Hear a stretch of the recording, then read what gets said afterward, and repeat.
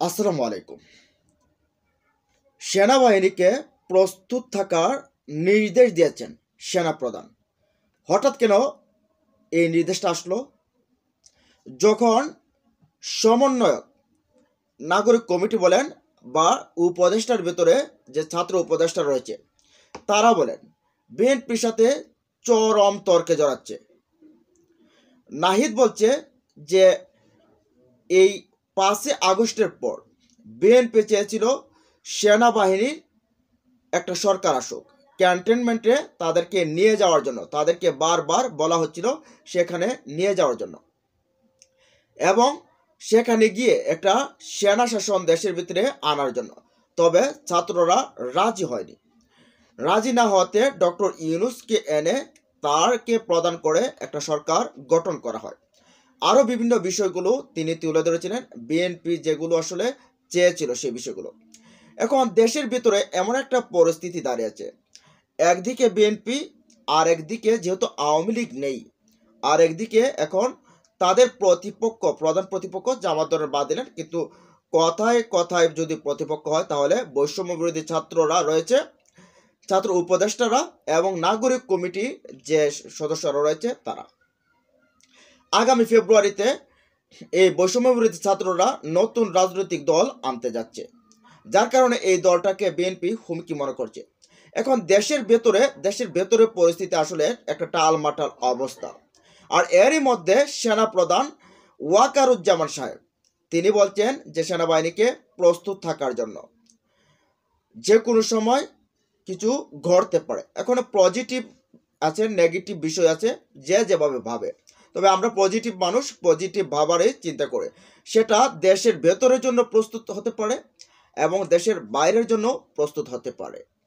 দেশের ভেতরে যদি বিশৃঙ্খল পরিবেশ তৈরি হয়, এই মুহূর্তে পুলিশ এবং অন্যান্য যে বাহিনী রয়েছে সেনাবাহিনী ছাড়া সেটা সম্ভব না, কোনোভাবেই সম্ভব না।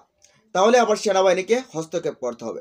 তাহলে কি এই সেনাবাহিনী হস্তক্ষেপ করলে এই সেনাবাহিনী কি আবার পুনরায় 111 সরকারকে আনতে যাচ্ছে? ফখরুদ্দিন মঈনুদ্দিনের যে সরকার ছিল সেই সরকারটাকে কি আনতে যাচ্ছে?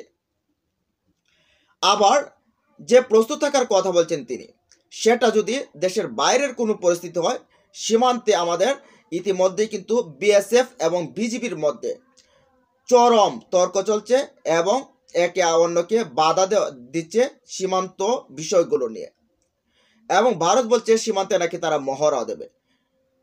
তো সেই বিষয়টা হতে পারে যে কোনো সময় দেশের বাইরের সাথেও যুদ্ধ হতে পারে, সেটার জন্য প্রস্তুত থাকার কথা তিনি বলতে পারেন। পজিটিভ দেশের ভিতরেরটাও নিতে পারেন, দেশের বাইরেটাও নিতে পারেন। তো আমাদের সেনা প্রধান আসলে কি বলছে?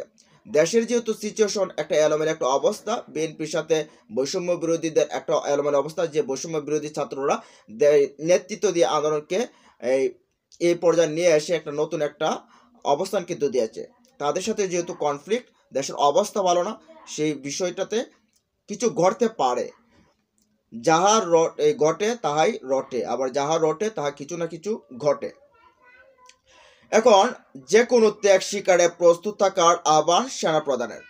দেশের স্বার্থে যে কোনো ত্যাগ স্বীকারের প্রস্তুত থাকতে সেনা সদস্যদের প্রতি আহ্বান জানিয়েছেন সেনাপ্রধান জেনারেল ওয়াকারুজ্জামান। তো আসলে কি বলছেন? তিনি বলেন, আমি কর্নেল অফ দ্য রেজিমেন্টের হিসেবে ইস্ট বেঙ্গল রেজিমেন্টের আবিধানিক সক্ষমতা, যুদ্ধোপযোগী এবং আধুনিক প্রযুক্তির যে কোনো প্রয়োজনীয় যুদ্ধাস্ত্র ও সরঞ্জাম যোগান দেওয়ার ব্যাপারে সর্বদা সচেষ্ট থাকব।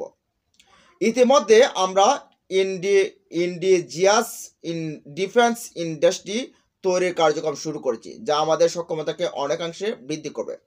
বৃহস্পতিবার 23 জানুয়ারি সকালে চট্টগ্রাম সেনানিবাসে ইস্ট বেঙ্গল রেজিমেন্টের colonel of the regiment colonel command হিসেবে অভিষেক এবং অধিনায়ক সম্মেলনে সেনাপ্রধান এসব কথা বলেন। তিনি একটা সেখানে পদও পেয়েছেন, পদসূচক একটা পেয়েছেন আর কি।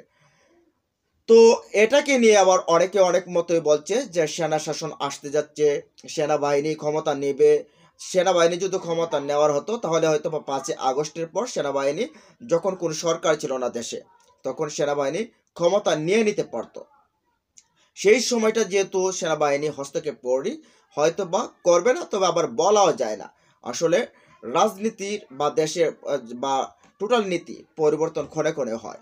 তো যাই হোক, দেশের ভেতরের পরিস্থিতিতেও পজিটিভ হতে পারে, দেশের বাইরেও পজিটিভ হতে পারে। তবে যুদ্ধের জন্য সবসময় প্রস্তুত থাকার জন্য নির্দেশ দিয়েছেন আমাদের সেনাপ্রধান ওয়াকারুজ্জামান সাহেব। তো আপনারা যেভাবে নিতে পারেন সেটাই কমেন্ট বক্সে জানাতে পারেন। ভালো থাকুন, সুস্থ থাকুন।